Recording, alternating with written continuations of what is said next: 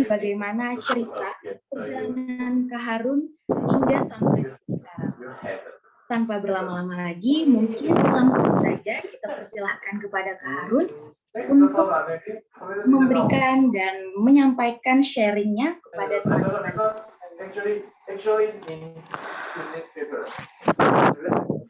Baik, kepada Kak Harun, waktu dan tempat dipersilakan.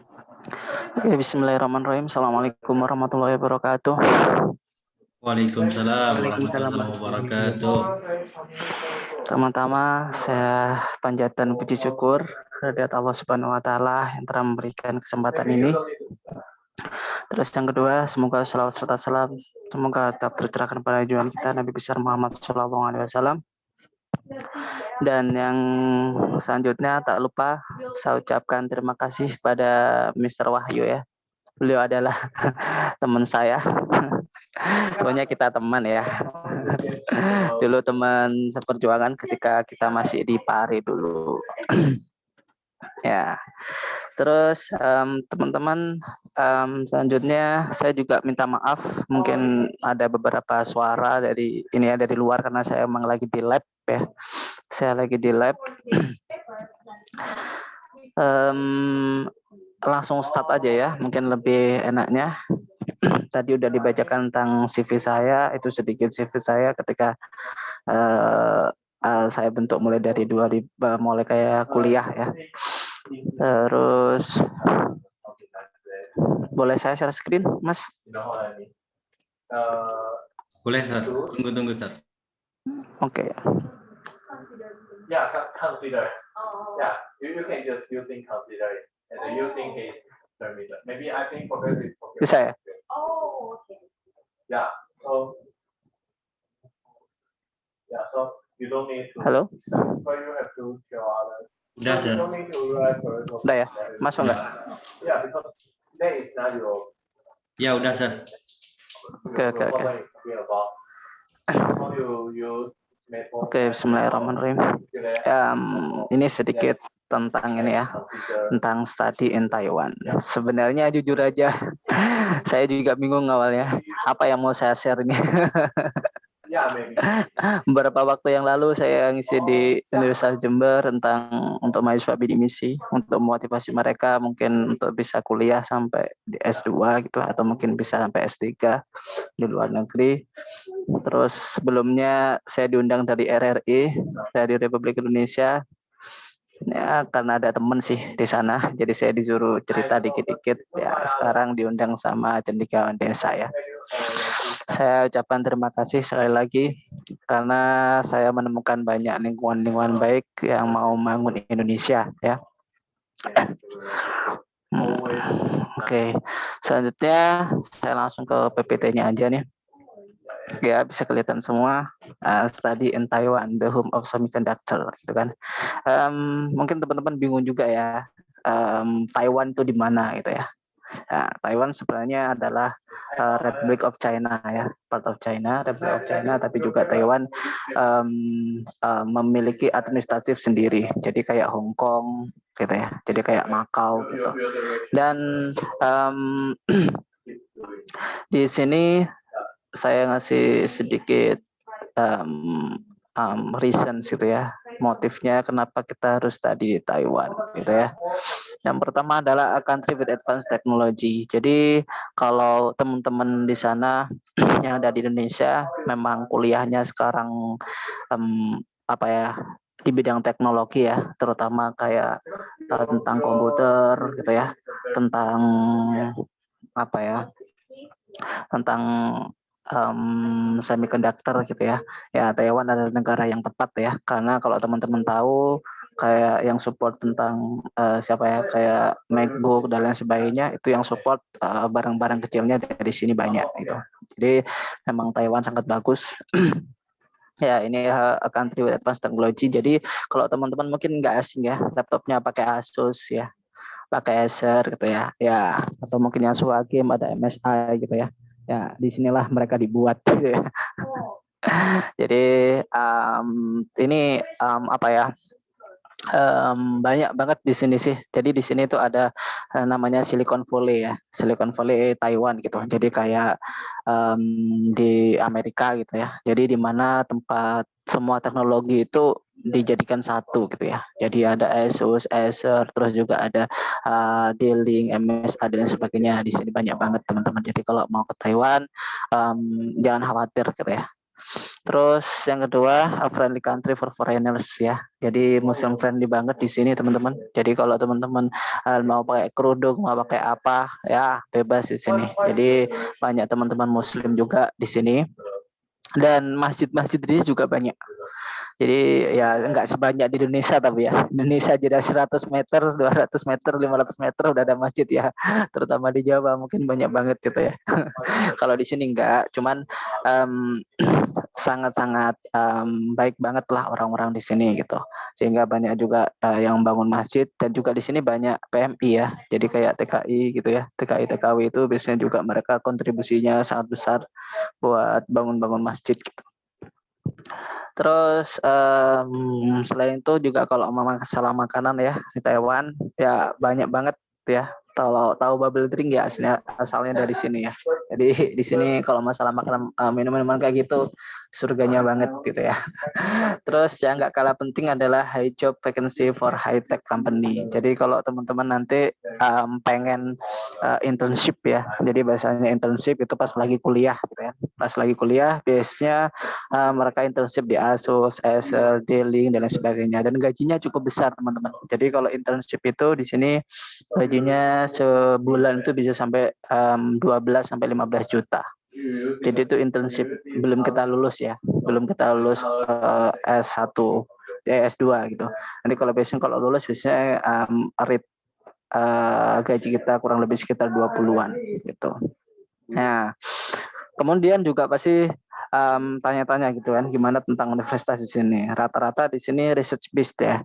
Jadi maksudnya research based itu tetap ada kuliah, tapi rata-rata teman-teman wajib disuruh riset gitu ya. Jadi setiap hari kerjaannya nge-lab gitu ya. Ya, dan jangan khawatir di sini itu profesor-profesor di sini baik-baik banget. Maksudnya baik banget, bukan kita di pressure terus gitu ya. Jadi kalau di sini tuh semua fasilitas tuh ada banget, terus juga biasanya tiap bulan dikasih uang gitu sama profesornya. Ya, apa ya? Jadi kalau misalnya teman-teman nanti kuliah di sini, biasanya udah disiapin kayak workspace-nya ya, udah ada PC ya, udah ada PC dan jangan khawatir kalau itu lemot ya, nggak ada lemot di sini. Mungkin kalau di Indo kita biasanya ngeklik laptop kita munyer gitu ya, muter-muter terus wah lemot gitu ya. Di sini jarang banget yang pakai RAM 2 gitu ya atau RAM 4 ya, minimal 8 lah atau 16 biasanya di sini. Gitu kan. Udah rata-rata mainnya juga SSD juga di sini. Nah, gitu ya.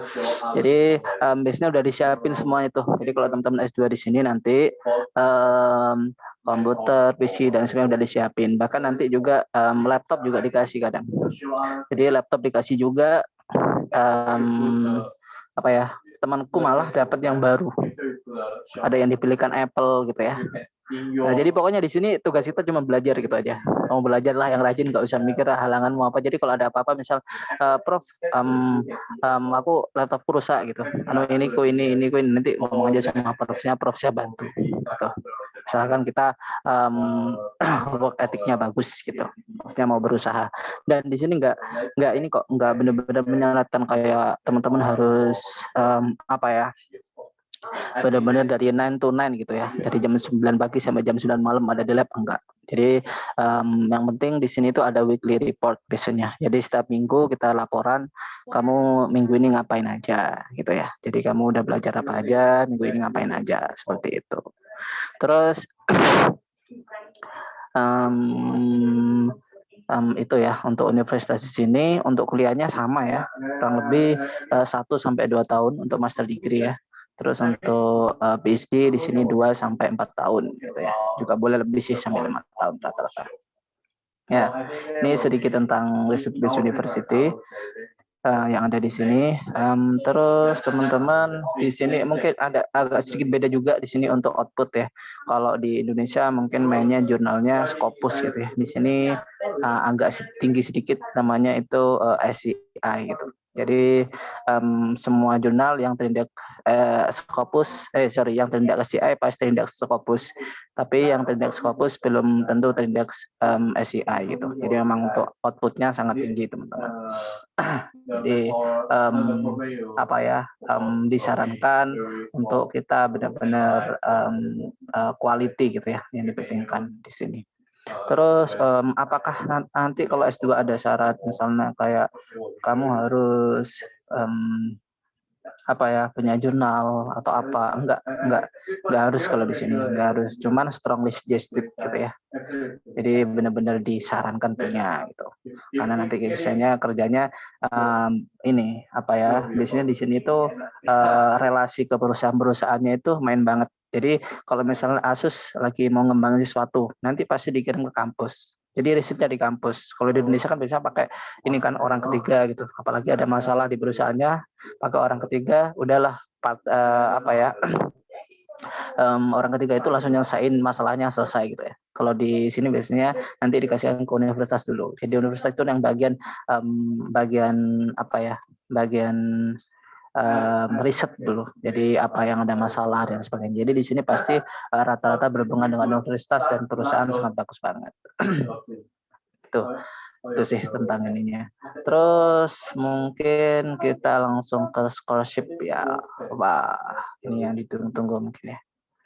Kalau berbicara tentang scholarship yang ada di Taiwan sangat banyak banget ya teman-teman. Ya, di negeri Formosa ini negeri F4 ya. Kalau sekarang mungkin lebih terkenal ini ya K-pop. Kalau dulu yang tahun 2004-an mungkin ada F4 ya, itu dari sini. Nah, ini scholarship list for international students in Taiwan. Banyak juga. Yang pertama ada Ministry of Education. Ini dari Menteri Pendidikannya sini ya. Nanti sudah ada webnya. Mungkin nanti saya akan share juga ke Mr. Wahyu atau ke Mbak Nadia Putri Utami ya. Mungkin nanti bisa di-share juga boleh. Terus juga ada di sini Wahyu Enrichment Scholarship ya. Ini untuk yang bahasa tapi ya. Terus juga ada MOE ya. Ministry of Education Upper Scholarship, juga ada Short Term Research Award, juga ada MOFA Taiwan Scholarship. Ini yang dari kementerian ini kayaknya. Kementerian kalau di kita itu ini loh, Kemendikbud ya, kayak gitu. Kayak gitu. Terus juga di sini ada juga University on Scholarship. Jadi hebatnya di Taiwan itu setiap universitas itu menawarkan beasiswa. Ya ini mungkin yang orang-orang jarang tahu. Dan jadi setiap kampus itu punya jatah sendiri. Dia itu pengen nerima semester ini misalnya di spring semester atau fall semester itu mau nerima mahasiswa berapa gitu.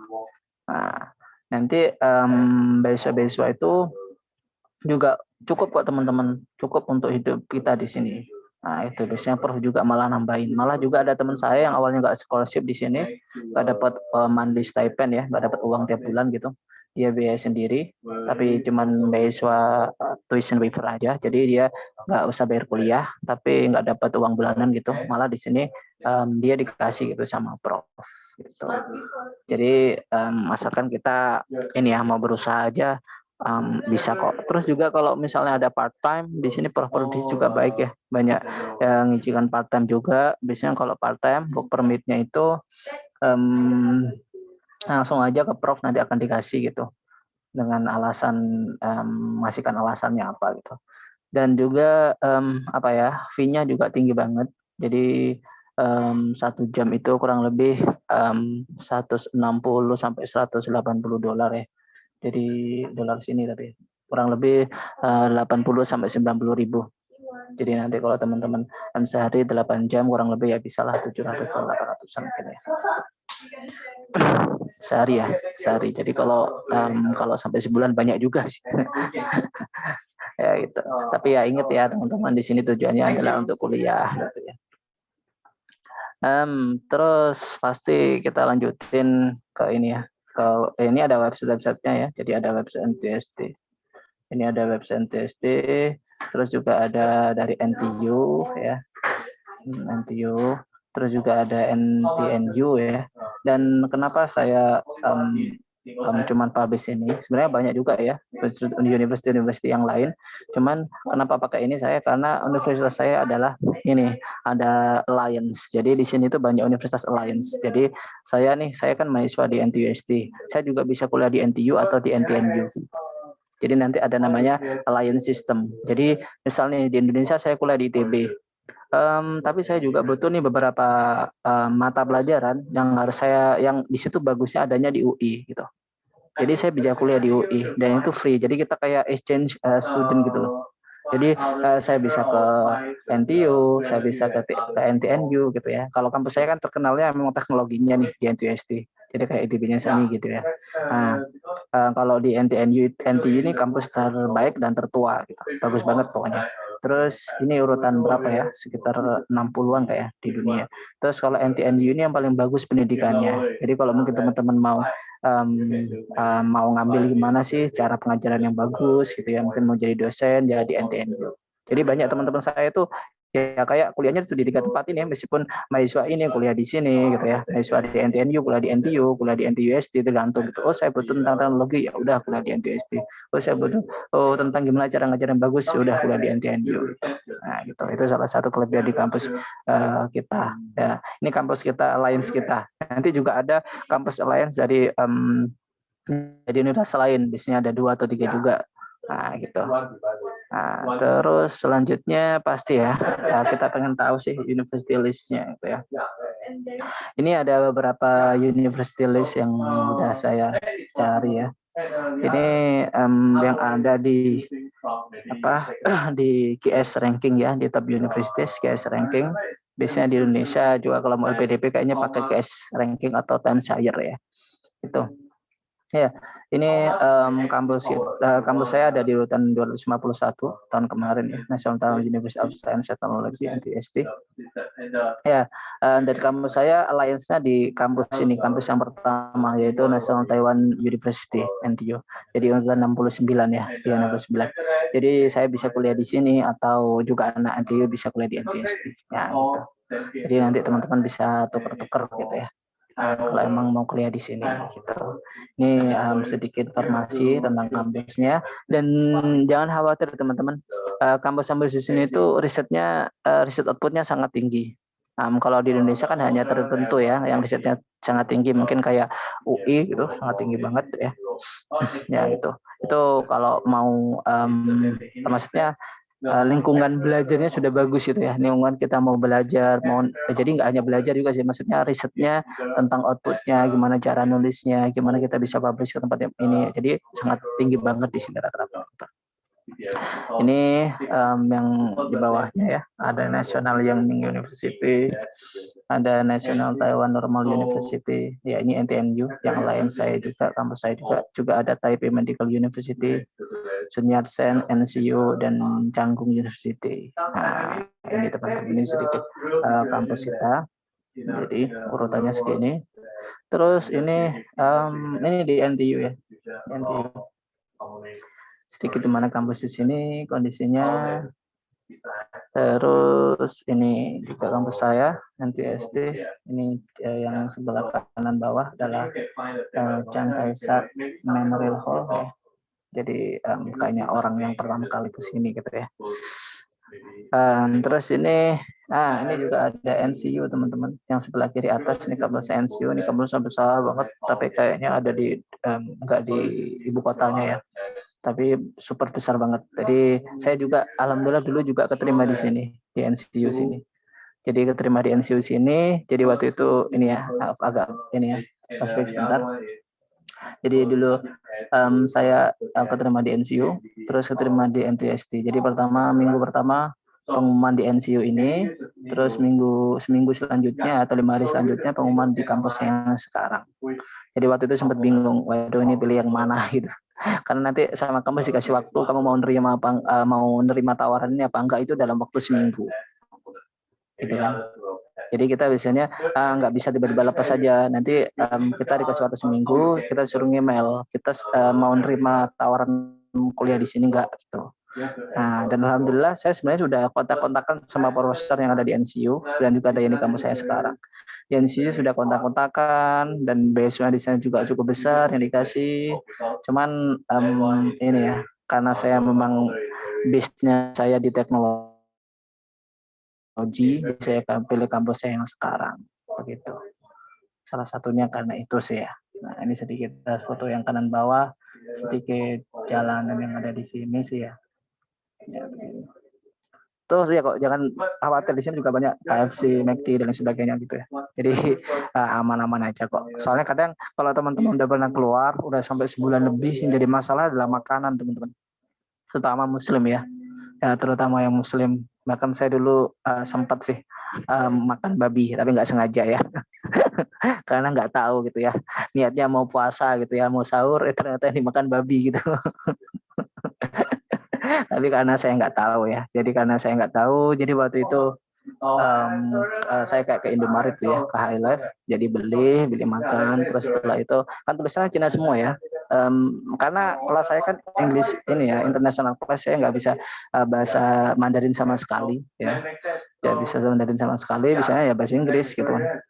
Ya kelas juga kayak bahasa Inggris gitu kan ya, jadi waktu itu beli makan, udah dapet potongan ayam kedua nggak salah. Ternyata emang enak sih, gurih gitu ya.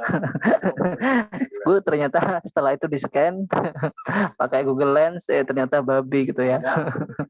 Akhirnya dibuang. Nah, itu sedikit cerita ya, cerita tentang ini ya. Karena memang ini teman-teman, culture shock tuh benar-benar terasa banget kalau masih pertama kali ke negara orang gitu ya. Di mana-mana ketemunya babi. Udah nemu yang makanan benar-benar halal certified itu susah banget. Ya, halal certified itu susah banget. Dan saya kan ada di ini ya, ada di ibu kotanya kan, di Taipei. Jadi masih lumayan lah ya, 1-2 bisa ditemui yang halal certified gitu ya.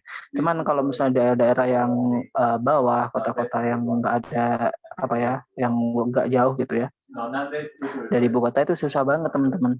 Bahkan saya ada teman namanya Gus Yoyo, dia kuliah di Taiwan bagian bawah gitu ya, daerah Kaohsiung. Jadi ya cerita di sana itu babi semua mas adanya. Jadi memang tantangan ya. Jadi iman kita benar-benar diuji kalau ada di luar. Begitu. Terus pasti lanjut aja kita nanti ke preparation. Ya. Ini preparation ya teman-teman. Kadang orang yang nggak pernah terfikirkan ya. Kadang kita bermimpi tapi kita nggak siap gitu ya. Maksudnya nggak menyiapkan dengan baik gitu ya.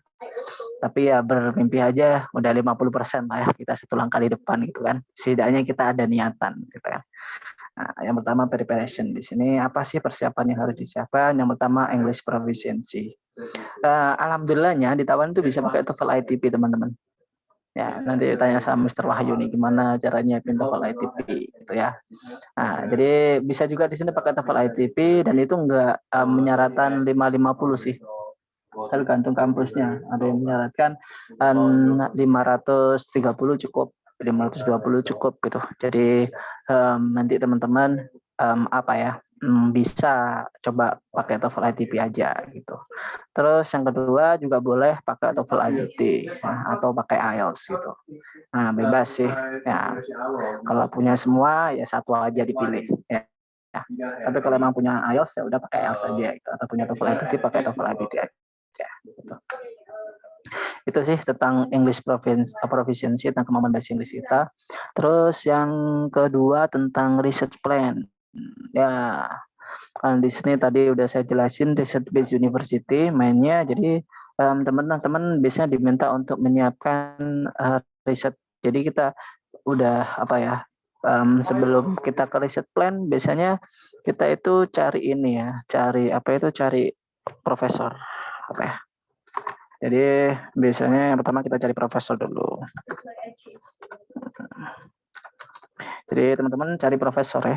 Jadi teman cari profesor ini fungsinya apa? Karena di sini itu mau riset plan, jadi kita harus tahu dong profesor yang mau kita ikuti di sini itu bidangnya sama dengan kita.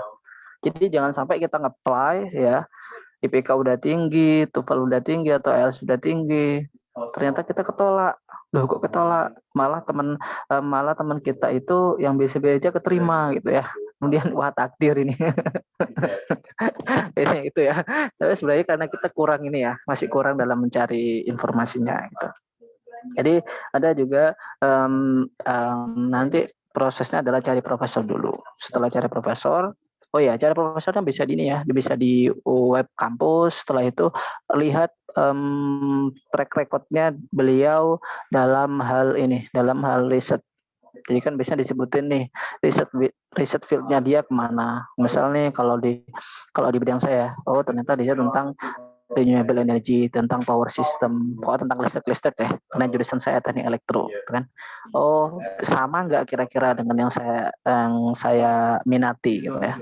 Karena kalau kita berminat biasanya kita udah prepare dulu, kita udah ke-push gitu punya apa ya basic gitu loh. Jadi kita nggak benar-benar dari nol gitu ya. Nah setelah cari profesor, kemudian baru buat riset plan ya. Nah ketika buat riset plan ini, teman-teman ini usahakan nanti riset plan-nya itu ada outputnya. Jadi banyak teman-teman yang buat riset plan itu cuma ditulis, aku mau gini, aku mau kerjain ini gitu. Jadi kita nggak ini ya, maksudnya nggak detail gitu. Padahal kita harus benar-benar detail. Maksudnya detail itu apa? Kita harus kira-kira metode apa yang kita tawarkan. Kira-kira output seperti apa yang mau saya berikan, gitu kan? Dan usahakan ada hubungkan dengan apa yang ada di Indonesia gitu, antara Indonesia dan negara tujuan kita. Misalnya saya mengembangkan renewable energy. Kenapa renewable energy? Oh Indonesia itu sekarang lagi fokus pada energi angin, misal daerah Sidrap ya, mana itu daerah Sulawesi, daerah sana gitu. Oh terus langsung di Taiwan juga lagi bagus-bagusnya tentang perkembangan ini. Jadi nanti ada disebutin ya teman-teman source-nya gitu. Source-nya jadi ada referensi, nanti ada referensinya. Referensinya usahakan dari ini ya, dari paper gitu ya, dari paper atau jurnal gitu ya. Dari di jurnal gitu. Ya. Terus nanti kalau sudah seperti itu cari masalah. Jadi ada masalahnya, apa sih masalahnya yang ada sekarang itu. Ada masalah baru cari solusinya. Solusi itu kita menawarkan beberapa metode yang mau kita kerjakan gitu. Itu sih tentang riset plan kita. Yang kedua tentang study plan. Biasanya kalau study plan itu ini sih ya, tentang apa sih yang mau saya lakukan di sini, tapi itu secara general aja. Misal saya nanti juga akan mengembangkan apa di sini, gitu. Tapi nggak sedetail kayak riset kita. Gitu. Terus ada recommendation. Nih ya, kalau rekomendasinya cuma 2 profesor ya, 2 profesor atau dosen ya, nggak harus profesor ya. Maksudnya profesor saya cari profesor maksudnya dosen ya. Nah, jadi dari kampus kita S1. Nah, from your home university. Dan usahakan profesor itu tahu tentang kita. Jadi tahu tentang kita. Setelah atau kalau nggak gitu, profesor itu punya track record yang bagus teman-teman. Karena nanti kalau misalnya dicari, misalnya lagi nyari, oh anak ini dari kampus ini gitu ya. Bisa dicari juga profesor yang rekomendasi ke kita. Oh saya lihat nanti di Google Scholar profesor yang merekomendasiin. Oh ternyata memang dia bilang bahwa anak ini bagus, ternyata juga profesornya juga punya output yang bagus gitu ya. Nah, kayak gitu. Jadi dari home university kita ketika S1. Dan lebih bagus gini ya teman-teman, ini sedikit key-nya sih, ini kunci yang harus ini ya saya kasih. Kalau teman-teman dapat ini biasanya udah langsung Google beasiswanya. Apa ya, rekomendasi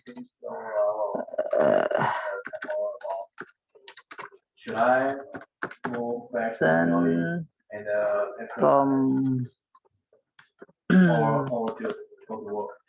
ini ya.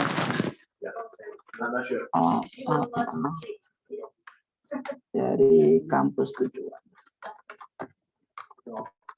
Ya, ini teman-teman.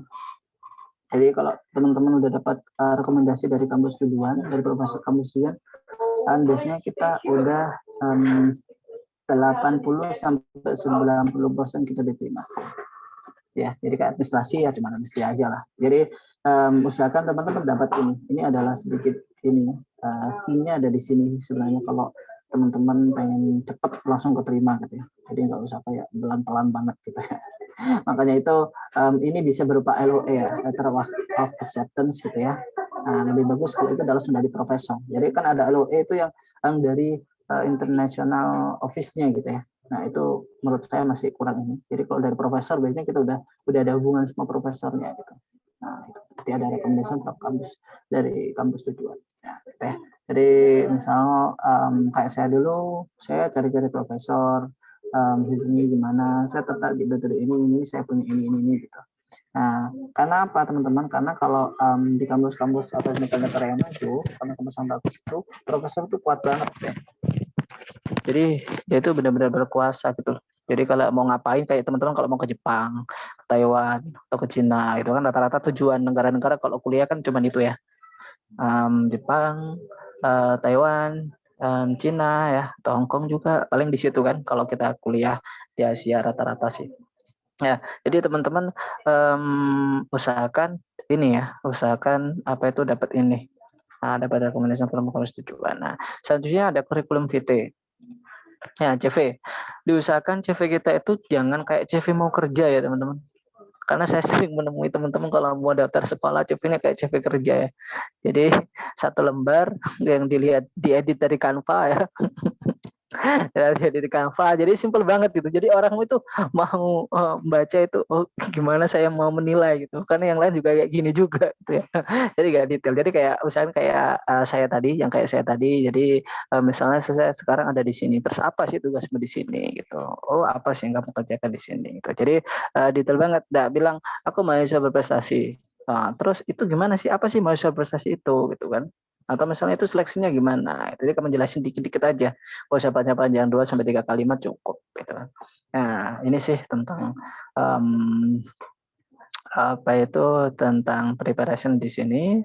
Terus ini yang sering menjadi apa ya momok bagi mahasiswa Indonesia yang sering keluar negeri, mereka tidak mempertimbangkan kampus tujuan. Nah, mereka tidak mempertimbangkan maksudnya apa? Kualitasnya, teman-teman. Saya I don't wanna judge ya, saya nggak mau ngejudge teman-teman yang keluar negeri dan sebagainya, itu sangat bagus, maksudnya pasti ada pelajaran yang kita dapatkan di luar negeri gitu ya.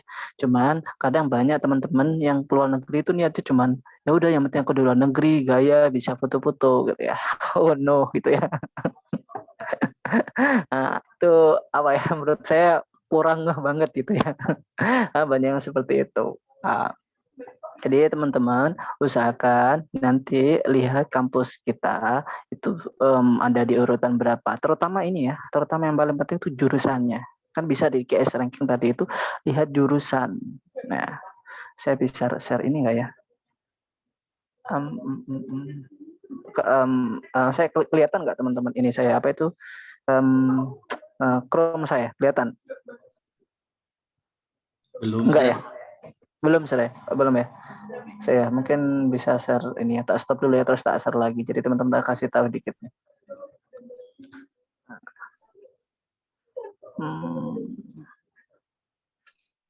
Ya, udah kelihatan ya? Sudah kelihatan. Oh.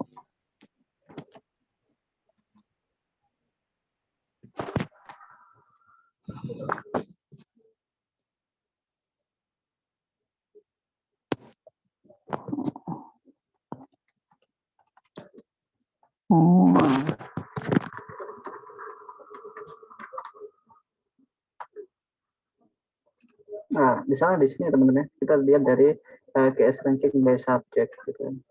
Nanti bisa teman-teman edit ya. Nanti ada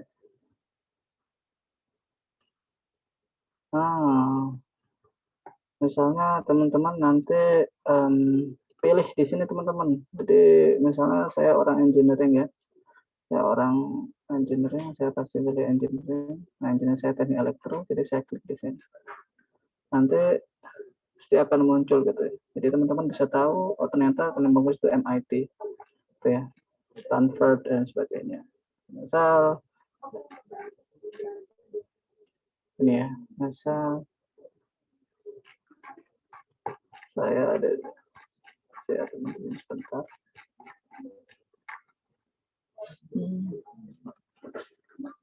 Ya.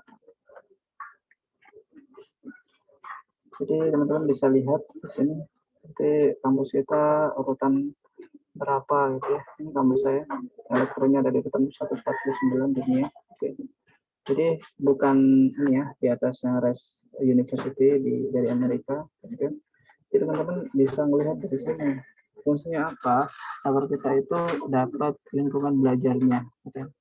Maksudnya lingkungan belajar banyak hal yang harus kita gali di situ. Itu ya. Nah, itu. Jadi nggak hanya urutan dari ini ya, tapi dilihat juga urutan B subjeknya.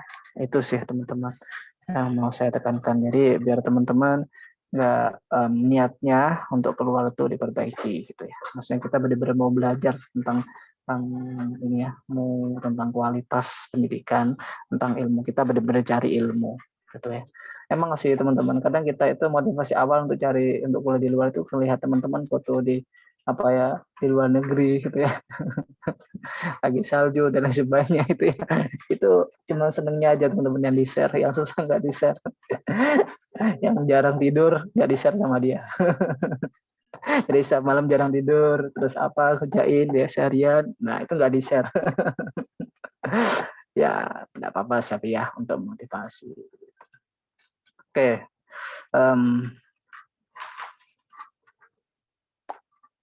Itu ya tadi itu. Terus kembali lagi, udah sih teman-teman. Itu tadi sedikit sharing ya, atau cerita-cerita aja sih sebenarnya. Saya juga bingung nih sebenarnya awalnya apa yang mau di-sharing. Oke, thank you Sisya ya. Ya, kalau ada pertanyaan atau sharing boleh. Saya kembalikan ke Mbak Nadia Putri Utami.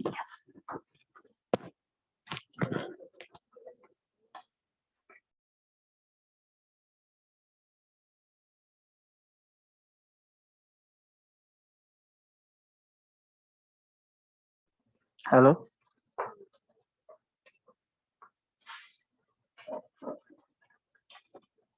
Halo, Sir.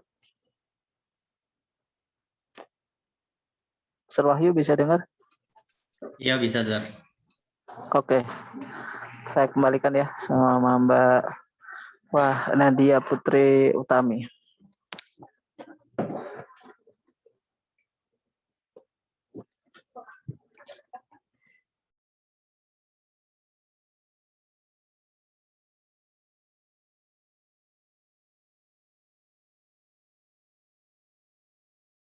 Atau ke mute itu Sir, Mbak Nadia. Kayaknya belum tahu dia. Bentar, Sir. Saya kontak dulu. Oke. Mungkin sinyalnya itu.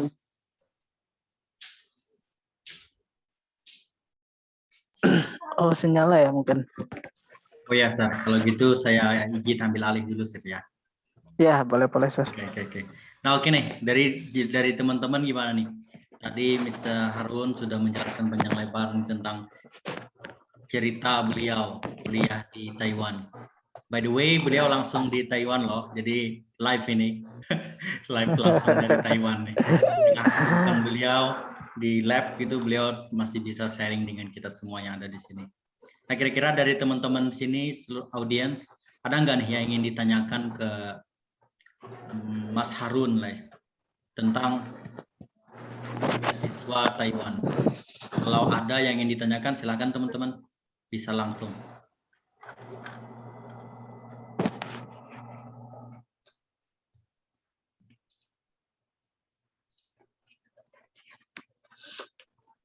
Oh ya, Sir. Kalau belum ada dari teman-teman, mungkin saya yang mengawali pertanyaannya, Sir. Iya, boleh Sir. Jadi gini, Sir, pertanyaannya kira-kira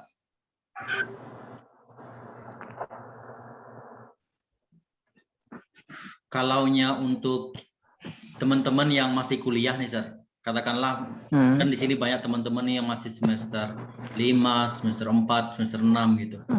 Nah, kira-kira yang perlu dipersiapkan lebih awal apa gitu, Sir? Yang paling penting gitu untuk melanjutkan studi ke luar negeri gitu, nggak hanya di Taiwan gitu. Jadi kan teman-teman bisa mempersiapkan lebih awal gitu. Mungkin itu dulu, Sir. Oke. Terima kasih, Sir. Sebenarnya apa sih yang perlu disiapkan untuk studi lanjut gitu ya? Yang pertama, kalau menurut saya sih adalah profiling. Jadi yang pertama profiling. Apa sih profiling itu? Jadi kita udah punya tujuan nih. Aku kira-kira tahun segini mau kuliah gitu. Jadi profiling itu apa sih yang harus saya siapkan? Oh ternyata saya harus cari misal saya harus mulai belajar tentang ini di lab. Saya harus mulai belajar jadi asisten gitu. Saya harus mulai meningkatkan beberapa kemampuan saya gitu ya. Jadi nanti kalau teman-teman pas lagi nulis CV itu nggak bingung, karena sering juga saya ditanyain sama teman-teman, Sir gimana cara buat CV kayak gini ya gitu.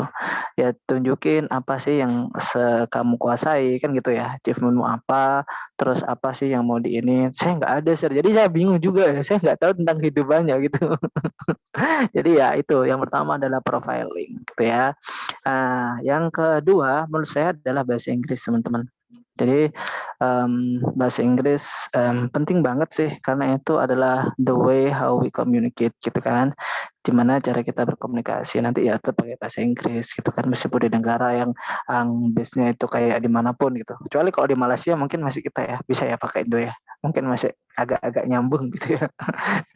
Nah, jadi teman-teman bisa nanti apa itu belajar bahasa Inggris ya, nanti juga ada ini kan dari Cendekiawan Desa, mungkin juga nanti bisa ini kan banyak di situ apa itu program-program mungkin untuk peningkatan bahasa Inggris ya, silakan diikuti. Dan selalu ingat teman-teman, bahasa Inggris ini pentingnya itu seperti jembatan, jadi kayak bridge gitu ya. Jadi kalau kita nggak bisa nyebrang kalau nggak ada jembatan gitu ya teman-teman. Banyak apa ya bermimpinya itu ya udah aku pengen kuliah di luar tapi kayak bahasa Inggris belum tahu. Jadi ini sedikit cerita ya ketika saya dulu di Pare, jadi saya ceritain teman-teman apa kesalahan mereka ke Pare itu baru benar-benar belajar bahasa Inggris itu dari nol, termasuk saya dulu sih ya. Jadi saya ceritain kenapa teman-teman banyak yang salah gitu ya, sehingga mereka ke Pare itu pulang dari rumah juga belum dapat IELTS atau TOEFL gitu ya. Jadi bingung, aduh gimana ya gitu. Sedangkan orang mungkin atau keluarga kita menganggap kita itu di Paris sebulan udah cukup gitu ya. Udah kamu di sebulan kamu udah master banget, kamu bisa semuanya gitu ya. Padahal bukan seperti itu gitu kan. Sama kayak kita belajar bahasa Indonesia ya. Kita belajar Indonesia kan juga agak lama kan. Bahkan sampai sekarang mungkin bahasa Inggris kita lebih bagus dari bahasa Indonesia kita kalau ujian gitu. Ya kayak gitu kan, bahasa kayak gitu teman-teman. Ya bahasa itu nggak bisa dibangun dalam waktu semalam. Memang saya akui. Saya sempat belajar IELTS, gimana saya dulu susahnya belajar IELTS. Bahkan saya dulu sering off ya. Jadi kalau ngajar kadang saya nggak belajar 1 bulan, belajar lagi. Maksudnya ngajar. Saya ngajar lagi 1 bulan, terus ya ngajar lagi. Jadi saya ngumpulin uang, saya nggak ngajar buat belajar sendiri. Nah gitu-gitu. Jadi saya dulu juga, ini sedikit cerita ya. Jadi saya 2 kali dulu gagal IELTS. Gitu ya. Sekali gagal, terus yang kedua baru sukses gitu. Nah, dan itu nilainya yang pertama itu 6,125 gitu. Jadi untuk 6,5 sebagai international standard itu kayak kurang 1 soal bisa aja karena 1 soal gitu kan. Dan di IELTS itu kurang huruf E aja bisa mempengaruhi gitu ya. Bisa-bisa kita batas lagi gitu ya. Ya itu sedikit cerita. Jadi ya tetap sih apa itu bahasa Inggris itu penting, harus disiapin gitu. Dan nanti juga bisa join di ini ya di Cendekiawan Desa dan Mr. Wahyu, dan saya juga ada platform bahasa Inggris. Sebelumnya sih gratis ya teman-teman, cuman karena sekarang lagi saya belum bisa mengolah lagi dan juga ada teman yang mengolah bareng, jadi sekarang masih berbayar. Suatu saat nanti insya Allah akan saya promote yang free lagi ya. Nanti mungkin bisa kita bekerja sama dengan Cendekiawan Desa dan sebagainya. Ya, saya sangat support banget dengan Cendekiawan Desa nih, karena saya lihat aktivitasnya. Saya ngikuti teman-teman jadi di Instagram gitu ya. Jadi meskipun saya itu nggak jarang benar-benar kayak mungkin update status gitu ya atau post story gitu ya. Saya emang jarang gitu ya. Jadi biasanya saya cuma nikmati aja kegiatan teman-teman ya. Saya bagus banget karena apa ya, pendidikan memang harus setara gitu ya di Indonesia ini, nggak hanya di Jawa gitu ya. Makanya bagus banget kalau teman-teman Cendekiawan Desa, terutama dari Kalimantan ya, sama Mr. Wahyu bisa membangun kebiasaan pendidikan yang bagus seperti itu. Itu sih, Sir. Cuma saya kira 2 itu sih, Sir. Jadi yang pertama adalah tentang profiling, yang kedua adalah tentang bahasa Inggris. Ya ini bridge ya. Terus juga ini teman-teman banyak yang lupa, jangan terlalu enak belajar bahasa Inggris, makanya terlalu lama. Jadi di waktu juga ya.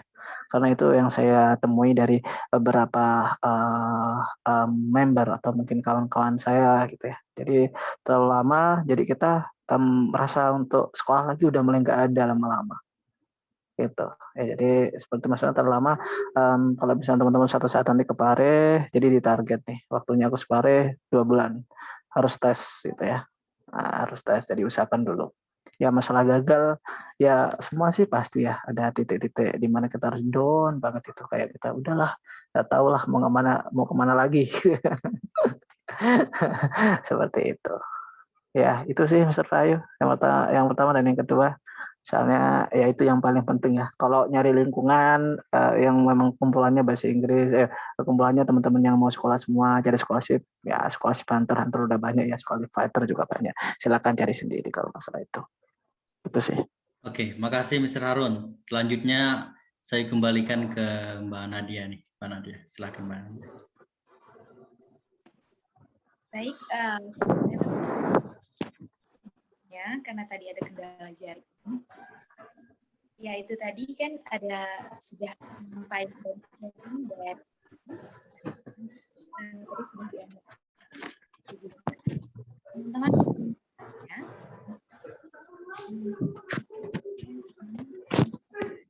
Kenalkan diri terlebih dahulu. Rugi banget ya ini teman kan langsung dari meraih mendapatkan beasiswa.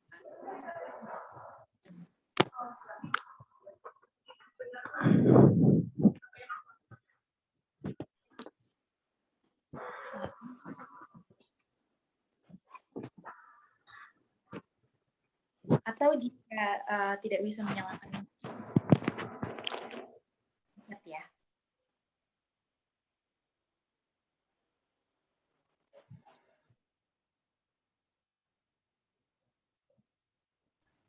Saya Kak izin bertanya. Ya. Oh iya langsung saja. Perkenalkan nama saya Yuda. Jadi di sini Kak, saya ingin bertanya tadi kan pada bagian preparation kalau nggak salah ada itu apa namanya rekomendasi dari kampus tujuan. Nah itu apakah itu LOE Kak? Nah yang saya tanyakan juga itu bagaimana sih Kak cara mendapatkannya itu?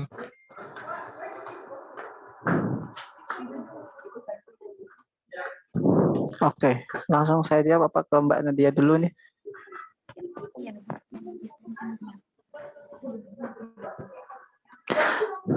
Oke, terima kasih. Tadi kita bicara tentang rekomendasi dari kampus tujuan ya. Rekomendasi ini yang saya maksud dari profesor ya teman-teman. Jadi rekomendasi dari profesor. Jadi juga ada kan beberapa LOE itu saya dulu juga dapat LOE dari UNSW ya. Salah satu kampus terbaik di Australia gitu ya. Itu udah unconditional padahal kalau saya mau menunggu 1 semester karena waktu itu di UNSW atau di Monash saya dapat 2 dari Monash itu nggak bisa kita masuk Februari. Sedangkan saya disuruh sekolah cepetan ya udah akhirnya saya masuk di yang ada di sini gitu ya. Jadi dulu mungkin kalau mau nunggu dikit bisa mungkin ya ke Aussie tapi ya rezekinya sudah di sini. Jadi disyukuri aja. Nah, dimaksud dengan rekomendasi di sini adalah rekomendasi dari profesor, teman-teman. Jadi kalau teman-teman dapat dari profesor itu sudah 80% sudah dapat gitu ya. Sudah dapat scholarship dan semuanya. Jadi setiap pendaftaran itu profesor itu kalau kita punya misal nih saya profesor. Saya tuh punya mahasiswa yang sudah saya bawa di di kertas saya. Dan itu saya memperjuangkan. Jadi kita semua diskusi sama profesor dan juga sama pihak kampus atau pihak penyelenggara beasiswa. Jadi ini loh mahasiswa yang saya mau rekomendasikan. Terus kenapa kamu merekomendasikan mahasiswa ini? Oh karena ini udah track recordnya bagus di sini dan aku udah ini gitu. Jadi usahakan teman-teman nanti memang dapat rekomendasi itu. Karena kalau udah dapat rekomendasi itu, biasanya udah 80% itu teman-teman. Udah 80% keterima lah ya. Jadi accepted gitu ya. Udah admitted teman-teman kalau 80% menurut saya. Terus gimana caranya? Caranya adalah tetap kita harus kontak profesor. Syukur-syukur kalau kita itu udah punya kenalan. Maksudnya kenalan itu misal nih ada kayak misalnya dosen saya lulusan dari Jepang. Misal saya minta sama dosen saya waktu S1, Pak atau Prof, saya minta tolong ada nggak kampus di Jepang atau mungkin profesornya Bapak dulu ketika S2 atau S3 di luar mau nerima mahasiswa baru atau butuh mahasiswa baru untuk S2 atau S3 gitu ya. Kira-kira bisa nggak untuk dapat rekomendasi dari beliau gitu. Nah, biasanya kalau mau dia akan akan memberikan surat jadi kayak LOE gitu. Nah, tapi dari profesor. Jadi keterangannya nanti udah diterima di labnya beliau atau di riset grupnya beliau begitu. Jadi bukan hanya diterima di kampus, jadi kita udah menjurus, kita udah diterima di riset grupnya dia gitu. Nah, itu biasanya udah kalau ada kayak gitu kita udah keren banget. Nah, itu cara yang pertama kita cari dari profesor kita, dosen kita waktu S1. Yang kedua, teman-teman bisa cari kontak langsung. Jadi kontak langsung tuh gimana? Maksudnya teman-teman cari tuh di web kampus tujuan kita, nanti kan ada yang namanya ini ya, ada namanya lecturer gitu ya, atau dosen gitu ya. Cari tuh profesor yang cocok. Biasanya di sana udah ada emailnya semua teman-teman. Udah ada email, udah ada publikasinya apa gitu ya. Jadi email aja. Jadi di email aja gitu ya. Jadi di email aja. Nanti biasanya prof-prof itu ini kok, mereka itu sangat ini ya, welcome banget kok. Jadi mereka pasti balas biasanya. Jadi kalau nggak dibalas ya jangan ini ya, jangan marah. Wah profesor nggak bener nggak dibalas gitu ya. Ya enggak, mostly balas kok gitu ya, mostly balas, pasti beliau balas. Tapi teman-teman usahakan kalau mau chat atau chat apa itu mau email ya. Kalau email itu pagi, jadi biar nggak lupa di set aja kan bisa tuh di emailnya di set jam 7 pagi gitu ya, atau jam 8 pagi atau jam 9 pagi sesuaikan dengan jam kerja yang ada di kampus tujuan kita, di negara tujuan kita. Oh jam kerja jam segini, sehingga ketika beliau itu baru buka email pagi, nah itu udah baca chat kita gitu. Oh ada chat dari mahasiswa baru, siapa sih, pasti penasaran kan seorang itu kalau ada chat baru kayak kita di WA gitu ya, meskipun nggak kenal gitu, ada chat baru siapa ya ini, pasti gitu kan. Misal kalau dia tertarik biasanya akan dibalas. Nah, atau misal ada apa-apa biasanya akan dibantu. Oh ya saya tertarik, cuman saya butuh ini gitu ya. Kamu ini kamu belajar ini. Saya dulu sama profesor yang ada di sini juga gitu. Jadi saya chat sama beliau, email sama beliau. Tapi kebetulan ada kakak angkatan juga yang ada di sini, tapi beda lab. Jadi saya yang lab saya sendiri, yang profesor saya sendiri itu saya email sendiri, terus langsung beliau bilang terima kasih ya sudah menunggu. Nggak langsung dibalas sih, nunggu 3 hari atau 4 hari gitu. Ini, kemudian saya disaranin, kamu belajar ini dulu gitu. Jadi saya dikasih, saya punya topik ini loh ke depannya. Jadi kamu belajar ini ya, belajar tentang ini. Waktu saya belajar tentang artificial intelligence ya, jadi tentang machine learning sama deep learning. Ya udah, kebetulan saya waktu kerja di Jember, di UNED ya, Universitas Jember, di SIDAS itu, di Intelligent Laboratory tadi, saya juga belajarnya itu gitu. Jadi match banget gitu. Ya udahlah, saya bilang sama profesor saya, oke Prof, saya akan belajar itu. Terus nggak lama saya dikirimin LOE-nya tadi. Ini LOE buat kamu kalau mau daftar sekolah gitu. Ya udah, akhirnya saya daftar, terus saya sama teman saya yang ada di sini, oh udah dapat dulu ya, udah Mas, ya udahlah, goal pasti goal gitu, 90% goal lah gitu. Ya udah pas pengumuman, ya goal beneran gitu, alhamdulillahnya gitu. Dan saya dapat full scholarship kan, gitu. Jadi ya disyukuri aja sih gitu, alhamdulillahnya gitu. Itu sih. Meskipun waktu itu sempat bingung ya, mau pilih kampus yang mana atau masih ingin ke Australia aja gitu. Tapi ya sudahlah, saya syukuri aja. Terima kasih. Di situ sih teman-teman. Itu Mas Yuda ya, Mas Yuda pertama. Itu Mas caranya Mas.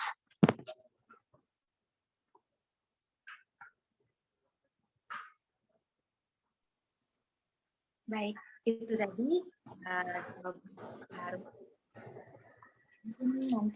nanti bisa lagi ya. semuanya bisa mengaktifkan mic-nya langsung dan memperkenalkan terlebih dahulu. Silakan teman-teman.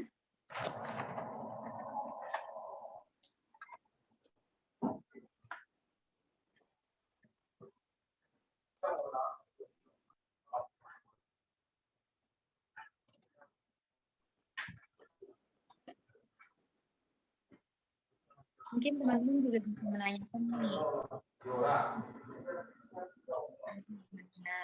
pengalaman-pengalaman dari Kak Harun juga.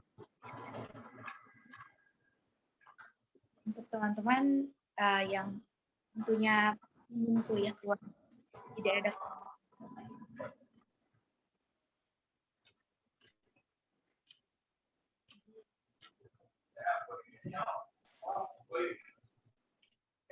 Oh ya, Mbak Nadia mau nanya lagi Mbak Nadia. Oh ya, Mr. Harun sambil nunggu pertanyaan teman-teman yang lainnya kalau misalkan ada. Jadi gini, Sir. Saya lihat kan pengalaman Mr. Harun nih terhadap riset itu udah dimulai waktu kuliah gitu, Sir.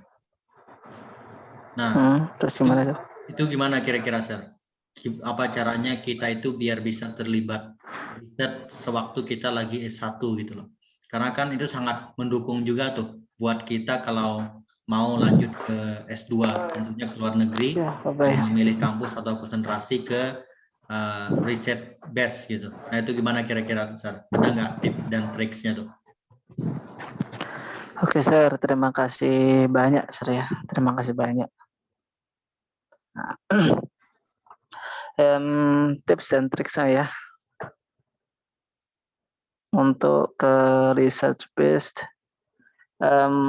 Yang pertama ini sih, Sir. Yang pertama, kalau menurut saya sih kita memang harus punya hubungan yang baik dengan dosen kita. Maksudnya hubungan yang baik dengan apa?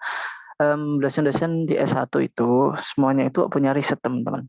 Kalau teman-teman tahu ya, itu punya riset. Ini sedikit cerita ya. Punya riset, dan teman-teman itu kalau risetnya bagus tuh kampus itu siap mendanai loh kita ke luar negeri gitu untuk dipresentasikan, entah itu international conference ataupun yang lainnya gitu ya. Ya gitu. Jadi silakan teman-teman yang aktif sendiri, tanya ke dosennya, tanya ke ini, ke situ gitu. Ya, nanti di situ dosen kita akan minta kita untuk terlibat gitu ya, meminta kita untuk terlibat gitu ya. Jadi biasanya kan nggak mungkin nih, saya kasih tahu ya teman-teman, riset itu nggak mungkin dilakukan oleh satu seorang. Jadi nggak mungkin. Jadi profesor itu pasti atau dosen kita pasti butuh mahasiswa, ya. Dan itu kadang nggak menyaratkan kamu pinter nggak gitu. Ya itu pertimbangan doang, pintar atau enggak. Yang biasanya disyaratkan utama adalah kamu mau enggak gitu. Itu yang paling ini ya. Jadi saya juga nggak bilang bahwa dulu saya pintar-pintar banget, enggak ya.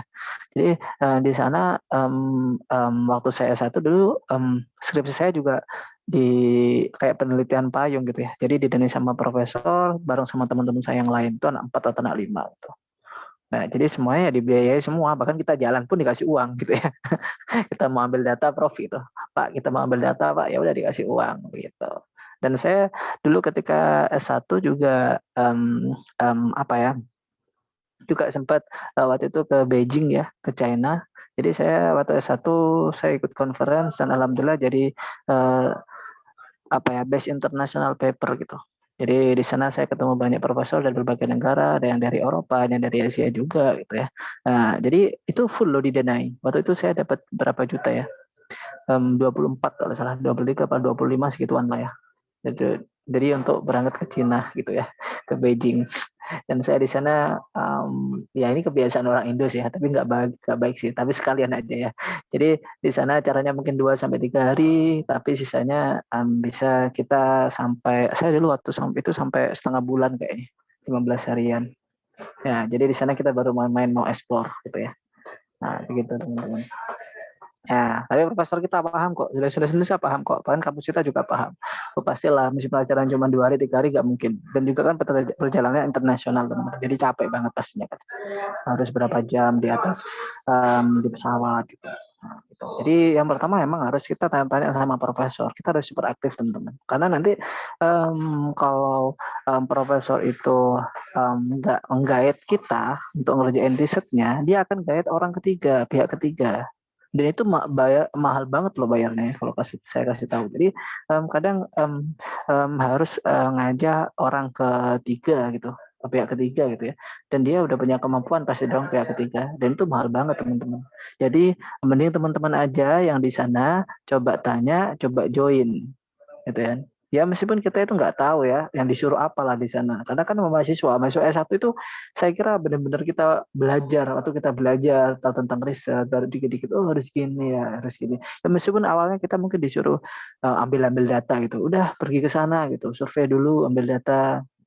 Kalau misalnya saya tentang ini ya tentang saya kan tentang elektro tentang energi angin misalnya udah kamu ke sana ambil data di sana gimana biar dapat data kecepatan angin dengan ketinggian segini gitu kira-kira target saya segini ya udah ke sana gitu dan biasanya profesor kita baik kok teman-teman itu ada dana perjalanannya lah kalau tahu bahkan kalau teman-teman pengen tahu juga kalau di riset kalau mau nulis riset tuh juga ada dana untuk bayar ini biasanya bayar apa itu translator ini ya translation-nya buat translation. Jadi ada bayar juga ada datanya.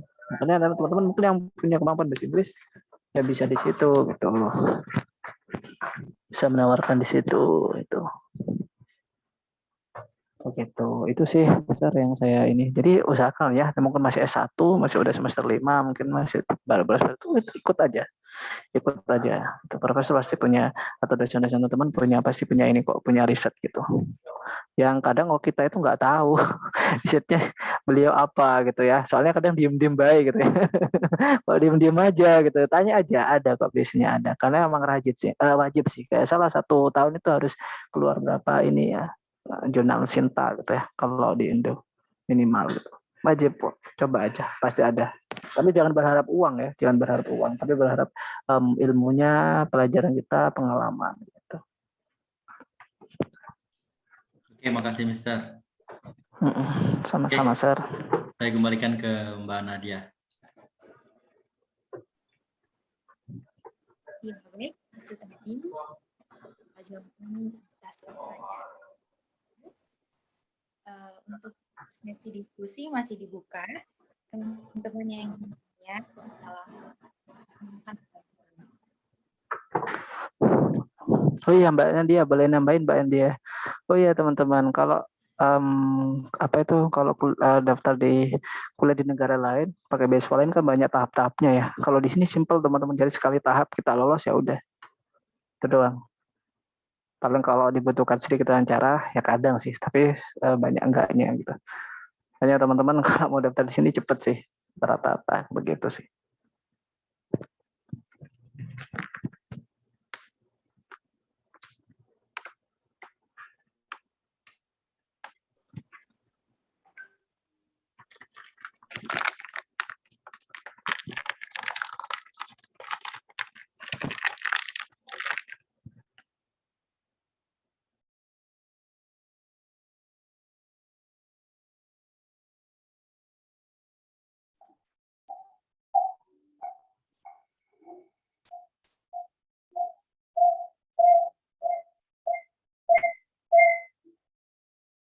Silakan teman-teman, sesi diskusinya masih dibuka. Teman-teman bisa bertanya mengenai apapun itu.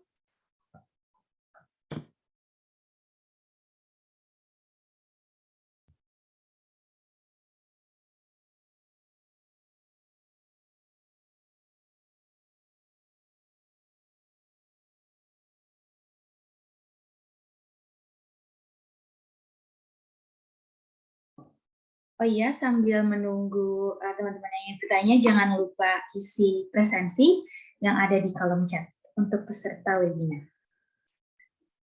Baik, jika tidak ada yang ingin ditanyakan, jika pertanyaan sudah cukup, mungkin sesi diskusi akan kita tutup. Tapi sebelumnya, terima kasih saya ucapkan kepada Kak Harun atas penyampaian materi dan sharing yang sangat luar biasa dan tentunya sangat bermanfaat bagi kita semua. Tadi ada beberapa hal yang dapat kita garis bawahi, salah satunya yaitu jika kita ingin melakukan sesuatu atau jika kita memiliki mimpi, maka persiapanlah yang sangat penting. Jadi tadi sudah dijelaskan juga apa saja persiapan yang harus kita siapkan untuk melanjutkan mimpi kita, yaitu untuk mendapatkan beasiswa di luar negeri. Baik, teman-teman.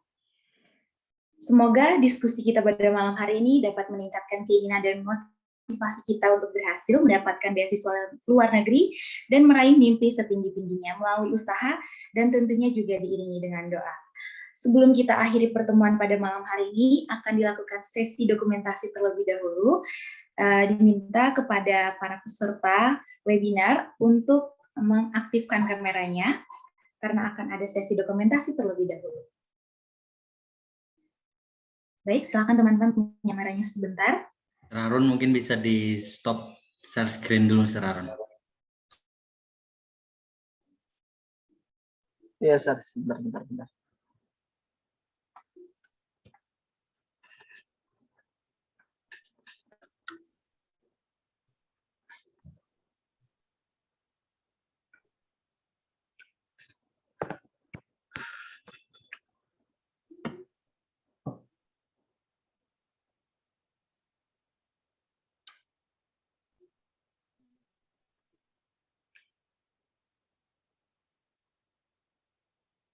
Mungkin bisa difoto, Kak, dalam hitungan ketiga ya.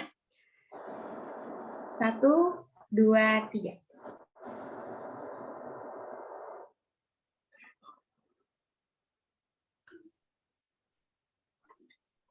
Sudah, Kak Wahyu? Sebelumnya mohon maaf, saya masuk. Moderator, ini saya yang ambil dokumentasi ya. Tapi mohon diulang kembali karena ini ada kendala teknis sedikit. Sebentar Baik, ya. kita ulang ya. 1, 2, 3.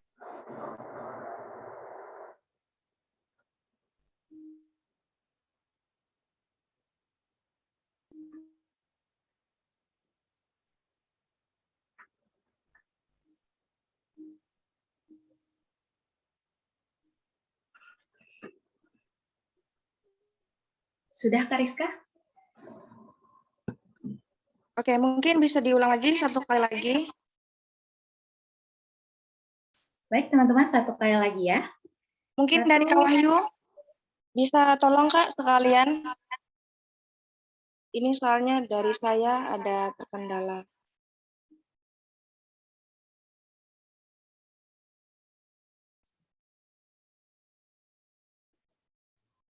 Oke teman-teman, saya ambil alih untuk dokumentasinya. Saya hitung dalam hitungan ketiga semua dengan ekspresi yang bahagia ya. Mudah-mudahan bisa lanjut ke luar negeri seperti Mr. Harun nih. Oke, 1, 2, 3. Oke, udah. Oke, terima kasih teman-teman semua yang udah join pada malam hari ini. Jangan lupa ngisi absennya dan jangan lupa ikut lomba juga nih, lomba campaign foto mengajar yang diadakan oleh Cendekiawan Desa. Langsung saja kunjungin ke Instagramnya Cendekiawan Desa, di sana lengkap informasinya. Dan juga jangan lupa untuk minggu depan kita akan ada webinar lagi, yaitu webinar tentang gimana sih caranya dapat beasiswa ke Turki. Jadi kita minggu depan kita jalan-jalan virtual ke Turki. Oke, jangan lupa tetap stay on di Instagramnya Cendekiawan Desa. Selamat malam buat teman-teman semua. Terima kasih sudah meluangkan waktunya. Salam sehat dan salam semangat. Oke, Cendekiawan Desa, muda, kreatif, berdampak. Selamat malam semuanya.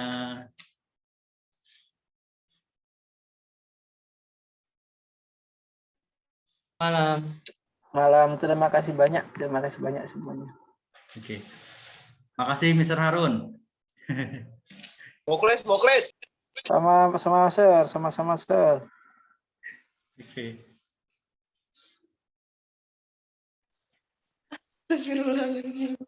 Duluan ya, Assalamualaikum. Iya, Sir. Waalaikumsalam warahmatullahi wabarakatuh. Jangan sungkan-sungkan ya, mungkin ada chat atau apa, bisa sharing. Oh ya, oke. Terima kasih ya Kak Tasa. Iya.